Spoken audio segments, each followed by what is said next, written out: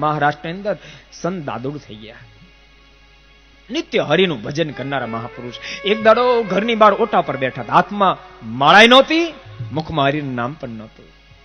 કોઈક મુસાફિરે દાદુરને પ્રશ્ન કર્યો, દાદુરજી, નિત્ય તો આપ હરિનામ રટનારા મહાપુરુષ છો, આપણા હાથમાં માળા હોય, આજ હાથમાં માળાય નથી અને મુખમાં હરિનું નામે નથી, આમ કેમ? અને એ વખતે સંત દાદુર અદભુત ઉત્તર આપ્યા, માલા જપો ન કર જપો, માલા જપો ન કર જપો, જીહવા જપો ન રામ, અબ તો સુમરીન મેરા હરી કરે મેં પાવા વિશ્રામ, અબ તો સુમરીન મેરા હરી કરે મેં પાવા વિશ્રામ.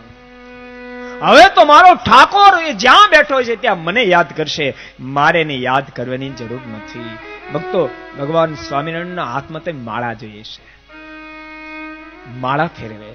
એક દાડો મુક્તાનંદ સ્વામી સુરા ખાચરે પ્રશ્ન કર્યો, કૃપાનાથ, અમે તો બધા તમારા નામની માળા કરીએ છીએ, આપ કોના નામની માળા કરો છો? આપ કોના નામની માળા ફેરવો છો?